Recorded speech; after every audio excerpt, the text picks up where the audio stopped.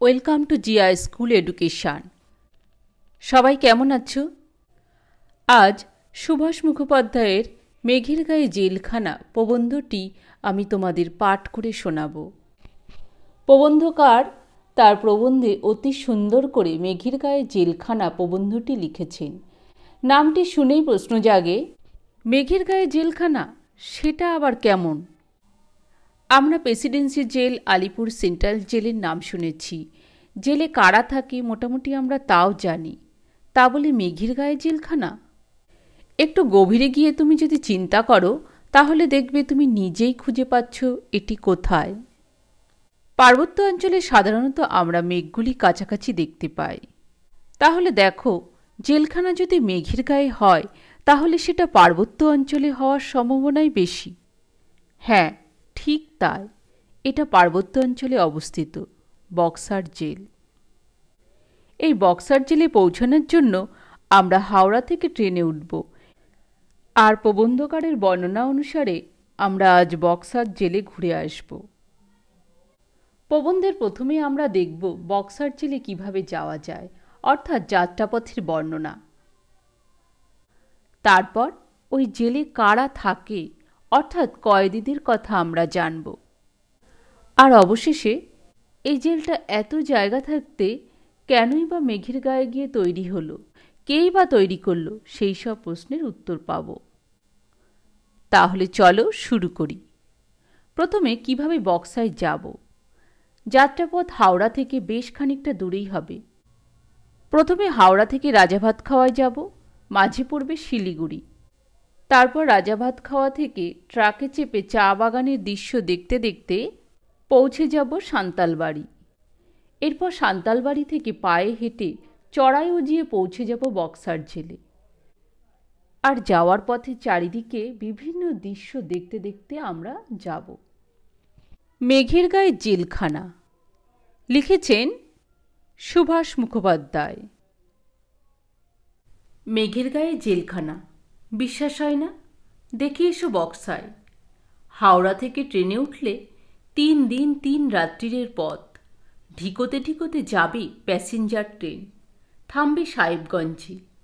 যেতে যেতে চোখে পড়বে সাঁওতাল পরগনার বেটেখাটো পাহাড়। বুঝতেই পারবে না কখন ছাড়িয়ে এসেছ বাংলাদেশ। সাহেবগঞ্জ থেকে ট্রেন বদলিয়ে সকরিগলি ঘাট, পারানির স্টিমারে সেখান থেকে মণিহারি ঘাট। ঢেউ দেখলে ভক্তি হবে এমন গঙ্গা। রাত্রিরে স্টিমারের সার্চলাইটের আলোয় হঠাৎ দেখবে এক আশ্চর্য কাণ্ড। ওপারের উঁচু বাঁধের উপর আলো পড়তেই একটা ধবধবে সাদা লাইন ছত্রভঙ্গ হয়ে গেল। যতটুকু আলো ঠিক ততটুকু জায়গা জুড়ে দেয়ালির পোকার মতো ঝাঁকে ঝাঁকে উঠছে সাদা বক না বলাকা। সার্চলাইটের কড়া আলোয় ওরা ভেবেছে বুঝি সকাল হয়ে গেল। এমনই করে সারা রাত পাখিদের ভুল বোঝাতে বোঝাতে স্টিমার গিয়ে ভিড়ল মণিহারি ঘাটে। তল্পিতল্পা নিয়ে হুড়মুড়িয়ে আবার ট্রেনে ওঠা। পূর্ণিয়ার ভিতর দিয়ে যেতে যেতে কখন দেখবে আবার বাংলাদেশে পৌঁছে গেছ। তুমি যেখানেই যাও বাংলাদেশ তোমাকে টেনে নেবে। মেঠো রাস্তার ওপর দিয়ে কাতারে কাতারে চলছে মানুষ, মাথায় রং বেরঙের পাগড়ি। গরুর গাড়ির ছোয়ের উপর লাল নীল কাগজের নিশান। আকাশে ঠেলে উঠেছে চাকায় তাড়ানো ধুলো। ছোট্ট ছোট্ট পিলে মোটা ছেলেদের হাতে তালপাতার ভেপ। মেলা থেকে তারা ফিরছে। একটু এগোলেই তা বোঝা যায়। স্টেশনের কাছেই একটা মাটি চঞ্চনে রোদ্দুরে যত দূর দৃষ্টি যায় শুধু ছাতি আর ছাতি। উবু হয়ে বসা আড়ালের মানুষগুলোকে দেখা গেল না। একটা কিছু তামাশা হচ্ছে সেখানে।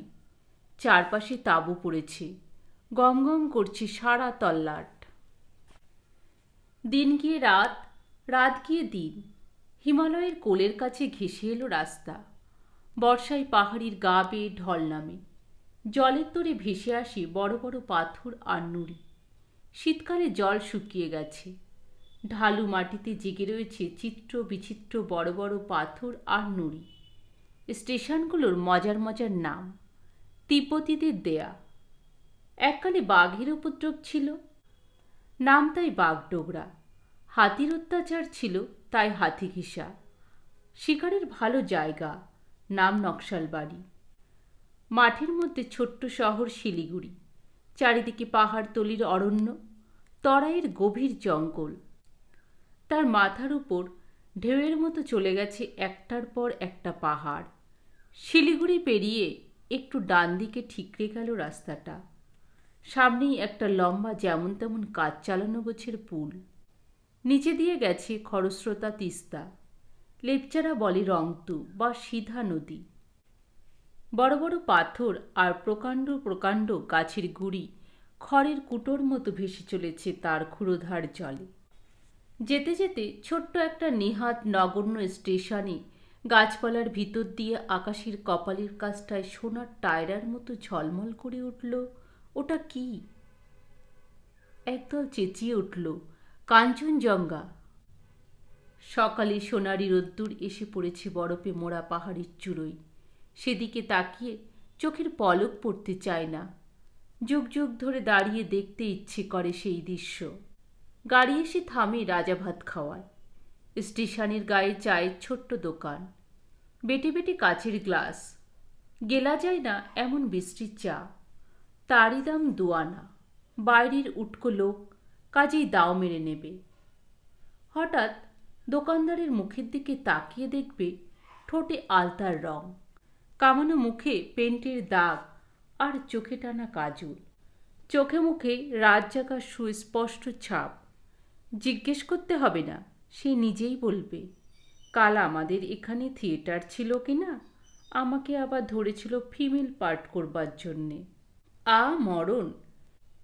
এই হাড়গেলে চেহারায় আবার ফিমেল পার্ট। কিন্তু 2 মিনিটেই ভাব হয়ে যাবে লোকটার সঙ্গে। বাড়ি তার যশোরের কোনো একটা গায়ে। দেশভাগ হবার পর হাঘরে হয়ে ঘুরতে ঘুরতে এখানে এসে ঠেকেছে। ছোট্ট জায়গা, হয় রেল নয় চা আর কাঠের চালানি কারবারের সঙ্গে জড়ানো এখানকার জীবন।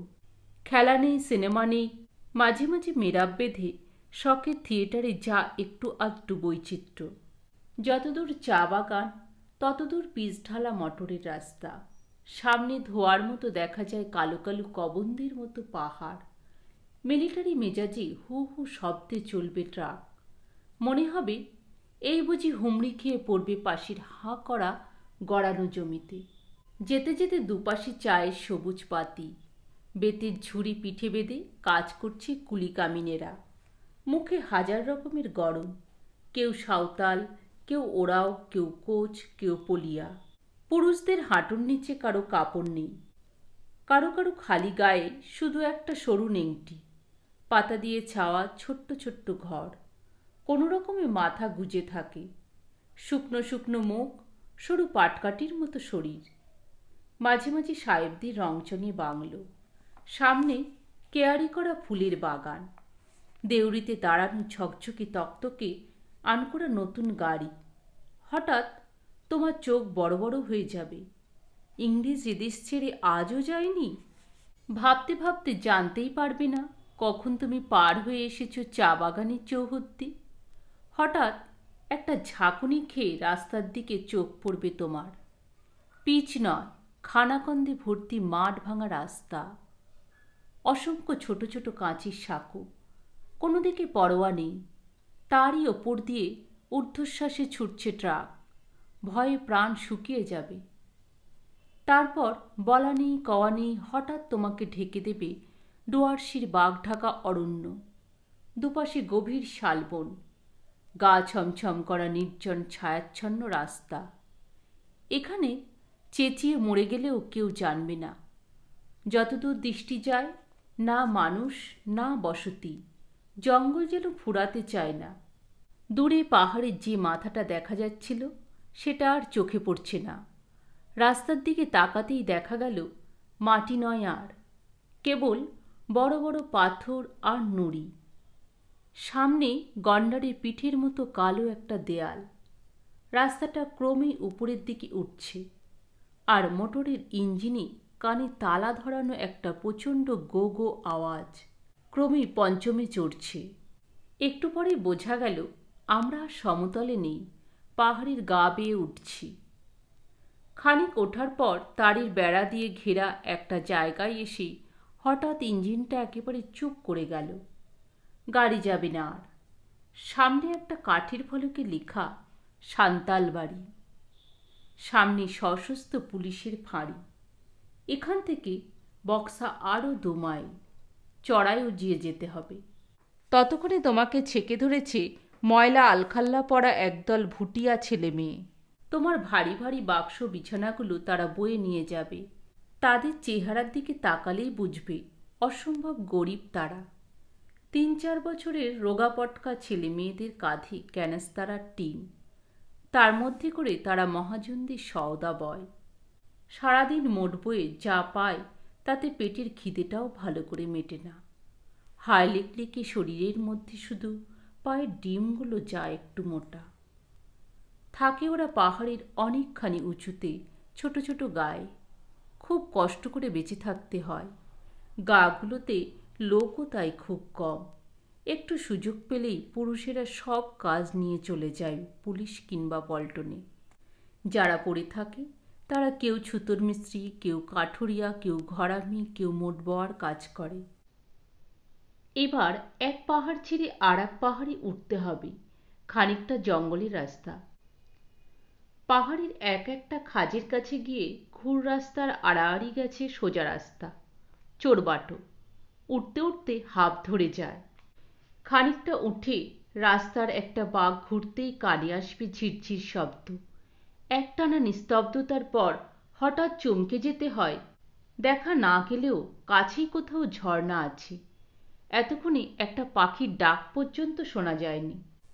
ঝর্ণার জল যেখান দিয়ে গেছে তার ওপর দিয়ে কাঠের একটা পুল। পুল পার হয়ে খানিকটা এগিয়েই 2-1টা কাঠের ঘর দেখা গেল। ডাকঘর, জলকল আর বনবিভাগের অফিস। একটা ছোট্ট খোলা মাঠের ঠিক আগে তেমাথায় এসে হারিয়ে গেল সেই রাস্তা। একটা রাস্তা উঠে গেল সামনে জয়ন্তী পাহাড়ে। অন্য রাস্তাটা বাঁ দিকে বেঁকে গেল ভুটান পাহাড়ের গা বেয়ে সোজা তিব্বতের দিকে। মাসখানেকে যাওয়া যায় লাসায়। ডান দিকে কাঁটাতারের ঘেরা জেলখানার চৌহদ্দি। গেটের সামনে চৌকি দিচ্ছে বন্দুকধারী সেপাই। হঠাৎ দাঁড়িয়ে থাকতে থাকতে দেখবে কুয়াশার মতো কালো পর্দায় সমস্ত দিক ঢেকে গেল। সামনের লোকটাকেও আর দেখা যাচ্ছে না। মুহূর্তে আবার সব পরিষ্কার, যেন কোনো জাদুকরের খেলা। ও কিছু নয়, মেঘ অনবরত আসছে আর যাচ্ছে। এই মেঘের গায়ে হেলা দিয়ে দাঁড়িয়ে আছে বক্সার জেল। সমুদ্রের পিঠের উপর 8 মাইল লম্বা একটা কাঠের পোল যদি সোজা করে দাঁড় করিয়ে দেয়া যায় তাহলে তার মাথা বরাবর হবে এই জেলখানা। কাঁটাতারের বেড়া পেরিয়ে সবুজ ঘাস আর কাঁকড়ে মেশা ছোট্ট মাঠ। মাঝখানে মাঝখানে মাথা উঁচু করা সাদা সাদা আখাম্বা পাথর। বেড়ার পূব দিকে জয়ন্তী পাহাড়ে যাবার রাস্তায় ছোট্ট একটা কাঠের পোল। তার নিচে দিয়ে গেছে একটা শুকনো ঝর্ণা। জেলখানাটা পাহাড়ের 3 তলা সমান একটা হাঁটুর ওপর। মাটির গা দিয়ে উঠেছে পাথরের সিঁড়ি। সিঁড়িটা যেখানে শেষ হয়েছে ঠিক তার মুখে বড় একটা লোহার ফটক। ছোট্ট একটা গেট খুলে যাবে। তার ভিতর দিয়ে মাথা বাঁচিয়ে হেঁট হয়ে ঢুকতে হবে। বাঁদিকে জেলের অফিস, সেপাইদের ব্যারাক, চুনোপুটিদের কোয়ার্টার। 3-3টে ফটক পেরিয়ে তবে জেলের অন্দরমহল। হঠাৎ দেখবে তোমার সামনে আকাশ ছাড়া কিছু নেই। কাঁটাতারে বেঁধা হলেও তবু তো আকাশ। আকাশের আর এক কোণে দেখবে পাহাড়ের আর একটা হাঁটুর ওপর এক একটা গাছ তার মরা ডাল নিয়ে দাঁড়িয়ে। পাহাড়ের 3টে খাঁজ, সারি সারি ঘর, প্রত্যেকটা খাঁজে পুরু পাথরের দেয়াল, রং করা কাঠের ছাদ। ছাদের কাজ বরাবর গড়াদাটা গরুর চোখের মতো জানলা, ডবল দরজা, মোটা কাঠের আর পেটা লোহার। সামনে কাঁটাতারে ঘেরা ছোট্ট ছোট্ট উঠোন। ভেতরে যত কাঁটাতার আছে সমস্ত এক করলে লম্বায় কয়েক মাইল হবে। আঁকাবাঁকা অনেকগুলো রাস্তা। দিনের বেলায় আলো ঝোলানো পোস্টগুলো দেখলে ঠিক মনে হবে ফাঁসির মঞ্চ। দেয়ালের বাইরে 100 হাত অন্তর উঁচু করে তৈরি সেন্ট্রি বক্স। তার উপরে দাঁড়িয়ে দিন নেই রাত নেই পাহারা দেয় বন্দুকধারী সিপাই।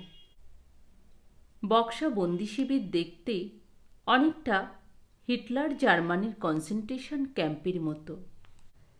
জেলখানা না দেখলে দেশের একটা বড় দিক অদেখা থেকে যায়। আর জেল বলতেই মনে পড়ে আলিপুর, প্রেসিডেন্সি কিংবা দমদমের কথা। প্রথমে যারা সাজা খাটে তাদের জন্য আলিপুর নিউ সেন্ট্রাল, যারা বাস্তুঘুঘু, জেলের ভাষায় যাদের বলে বি ক্লাস, তাদের জেল প্রেসিডেন্সি।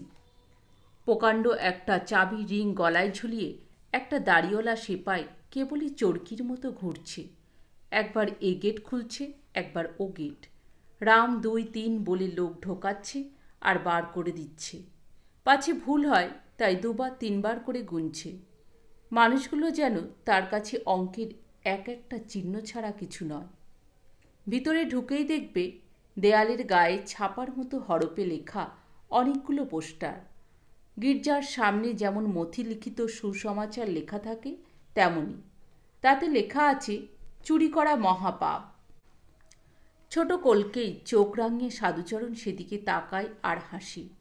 ছেলের নাম রাখার সময় সাধুচরণের বাপ কি ভাবতে পেরেছিল তার ছেলে বড় হয়ে এমন করে নাম হাসাবে? গায়ে মাংস নেই সাধুচরণের। বছর 50 বয়স। জয়নগরের কাছে এক অজগায়ে তার বাড়ি। ছেলেবেলায় বাপ মা মরে যায়। আত্মীয়দের বাড়িতে জায়গা হয়নি। পেটের জ্বালায় ছিচকে চুরি শুরু করে। হাতে নাতে ধরা পড়ে জেল হয়। জেল থেকে বেরোয় পাকা সিদেল চোর হয়ে। তারপর থেকে কতবার যে জেলে এসেছে তার ইয়াত্তা নেই। মাঝে একবার মনে হয়েছিল ঘর সংসার করার। চোরাই পয়সায় কিছু জমি জমাও কিনেছিল। বিয়ে করেছিল। একটা ছোট্ট ছেলেও আছে তার। কিন্তু ইচ্ছে থাকলেও তাকে ভালো থাকতে দেয়নি। রোজ রাত্রে প্রহরে প্রহরে চৌকিদারের খবরদারি। যেখানে যা কিছু হোক থানায় সাধুচরণের ডাক পড়বে। মোটা রুলের গুঁতো খেয়েও রেহাই নেই। গাটের করিও বেশ কিছু খসাতে হবে। মিছিমিছি এই জ্বালাতন পোড়াতনের চেয়ে চুরি করে জেলের ভাত খাওয়াই ভালো মনে করেছে সে। তবে ছেলেটার জন্য আজকাল বড্ড মন কেমন করে। তাছাড়া শুকনো পড়ে আছে অতটা জমি। ছেলের নাম তার বিষে। গায়ের লোকে ঠাট্টা করে বলে, চোরটা সাধুর ছেলে হবে নির্ঘাত বিষে ডাকাত। ইয়ার্ডে ইয়ার্ডে ভাগ করা জেলখানা। সেপাই কয়েদিরা ইয়ার্ডকে বলে খাতা। 7 খাতার নিচে কিলবিল করছে পঙ্গপাল। জেলের ভাষায় বলে ছোকরা ফাইল। কেউ ছিচকে চোর, কেউ পকেট মার। এরা সব সাধুচরণের অতীত। সাধুচরণ এদের ভবিষ্যৎ। গা শিউরে উঠবে দেখলে। আধো আধো কথা বলবার, স্কুলে ভর্তি হবার বয়স। মানুষ করতে পারলে যাদের কেউ হতো ইঞ্জিনিয়ার, কেউ মাস্টার, কেউ লেখক, তারা বড় হচ্ছে পকেট কাটার জন্যে, নিরীহ মানুষের গলা কাটার জন্যে। অধিকাংশই অনাথ শিশু, শহরের ফুটপাতে মানুষ। পাঠশালা নয়, গুন্ডাদের দলে এদের হাতে খড়ি। এদের মধ্যে একজনের নাম মোস্তাফা। ছোট্ট ফুটফুটে ছেলে, বছর 10 বয়স। দুনিয়ার কাউকে যেন কেয়ার করে না এমনই ভঙ্গি নিয়ে চলাফেরা করে। এন্টালির ওদিকে কোনো স্কুলে পড়ত। বাপ তার রাজমিস্ত্রির কাজ করত। হঠাৎ একদিন 3 তলা উঁচু বাসির ভাড়া থেকে পা পিছলে পড়ে মুস্তাফার বাপ মারা গেল। মাইনের অভাবে মুস্তাফার নাম কাটা গেল স্কুল থেকে। বিধবা মা, বড় সংসার, অনেকগুলো ছোট ছোট ভাই বোন। বস্তিতে থাকত এক পকেটমারি সর্দার। টাকার লোভ দেখিয়ে সে দলের খাতায় মুস্তাফার নাম লিখিয়ে নিল। এরই মধ্যে মুস্তাফা 12 পকেট মেরে জেলে এসেছে। স্কুলে যেতে ইচ্ছে করে না।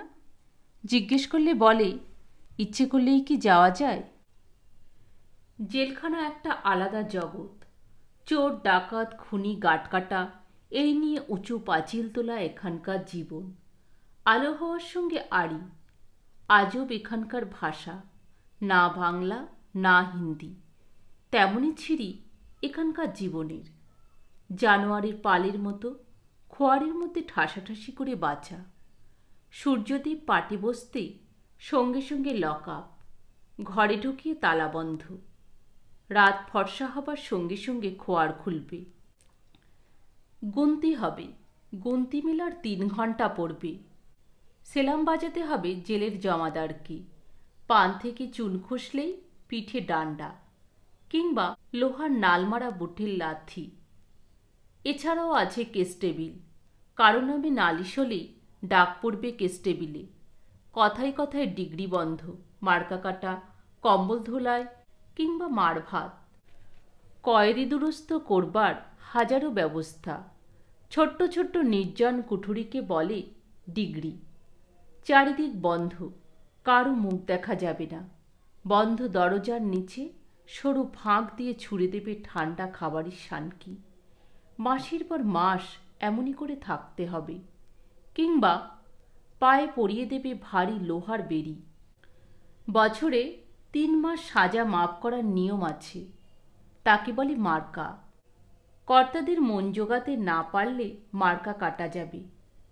কম্বল দিয়ে সর্বাঙ্গ মুড়িয়ে লাঠি পেটা করার নাম কম্বল ধোলায়। জেলখানায় হামেশাই হচ্ছে। ভেতরে ঢুকে মনে হবে যেন মধ্যযুগের একটা প্রকাণ্ড কারখানা। জেলে সব কাজ করানো হয় কয়েদিদের দিয়ে। শুধু জুতো সেলাই নয়, হাঁড়ি ম্যাথুরির কাজ থেকে চণ্ডীপাঠ পর্যন্ত সবই। তাছাড়া আছে দড়িচাল্লি, ধোবিচাল্লি, ঘানিকর, মিস্ত্রি ঘর, ছাপাখানা, গোয়ালঘর, তরকারি বাগান, এমনই হরেক রকম ডিপার্ট। কেনা গোলামের মতো কয়েদির দল বিনা মজুরিতে উদয়স্ত এখানে খাটে। একটু ফাঁক পেলেই কয়েদিরা সেপাইদের দিকে নলছে আড়াল করে বসে নেশা করতে।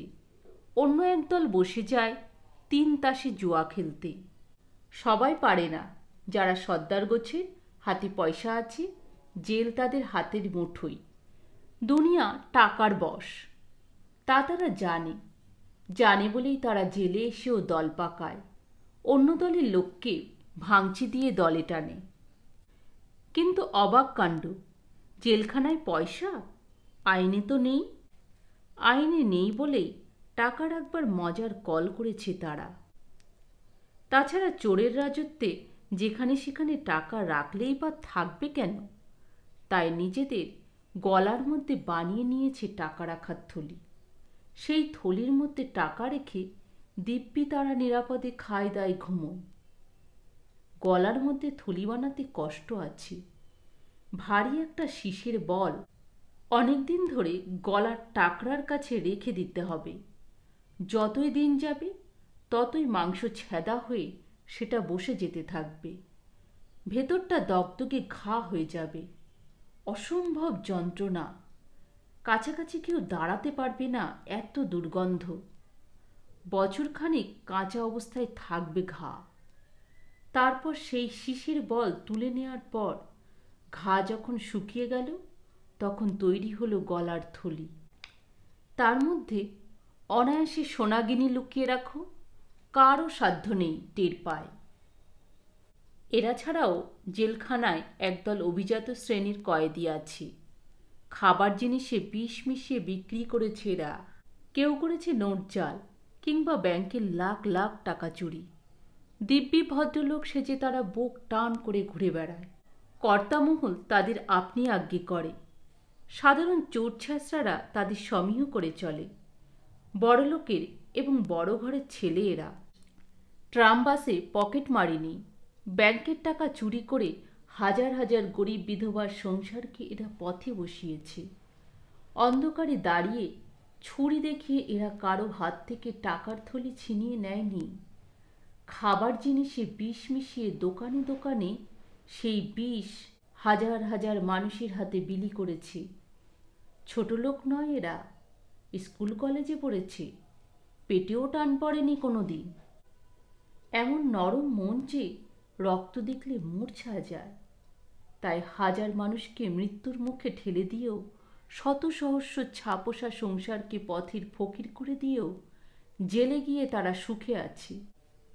কেননা তাদের বড় ঘর, বনেদি বংশ, তারা সুয়োরানির ছেলে।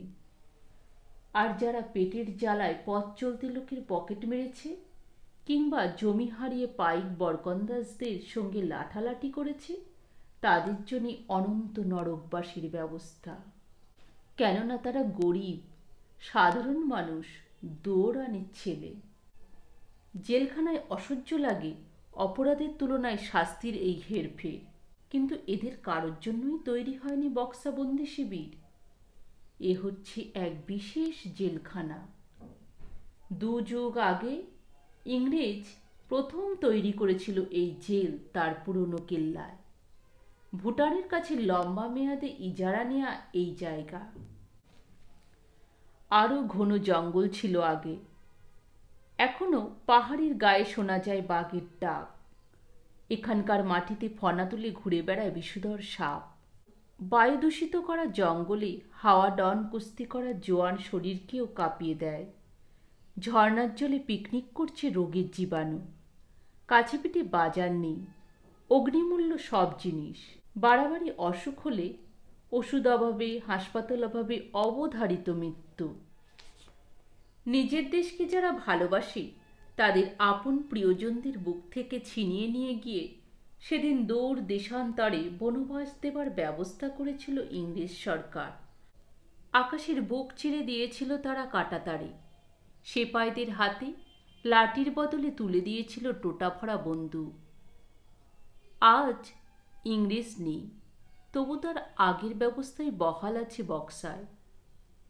দেশকে ভালোবাসা ছাড়া কোনো অপরাধী যাদের বিরুদ্ধে প্রমাণ হয়নি, আজও তাদের স্থান বক্সায়। আজও অনেকে এখানে আছেন, 2 যুগ আগেও যারা এখানে ছিলেন। আছেন বয়োবৃদ্ধ খাঁ সাহেব আর নীরজ চক্রবর্তী। আছেন ভগ্নস্বাস্থ্য শিবশঙ্কর মিত্র, যার জীবন বাংলার অর্ধ শতাব্দীব্যাপী মুক্তিযুদ্ধের অগ্নিগর্ভ ইতিহাস। সেই সতীশ পাকরাশিও এখানে। আর আছে বাংলার শহরে গ্রামের অগণিত মানুষের বিশ্বস্ত বহু প্রতিনিধি, যারা দুরন্ত পৌঁছে দিয়েছে উজ্জ্বল সম্ভাবনার খবর, যারা নুইয়ে পড়া ধানের শীষগুলোকে বর্ষার ফলকের মতো সাহসে টান করে দিয়েছে, চিমনির ধুমায়িত মুখে যারা তুলে দিয়েছে আগুনের ভাষা। ভুটানের গায়ের পাহাড়ে তারা বন্দী। বাংলার মানচিত্রে খুঁজে পেলেও সে দেশ বাংলা নয়। ইংরেজের ঘুঘু চড়ানো ভিটেই নির্বাসিত হয়ে আছে ভবিষ্যতের আশায় উন্মুখ আমার বাংলা।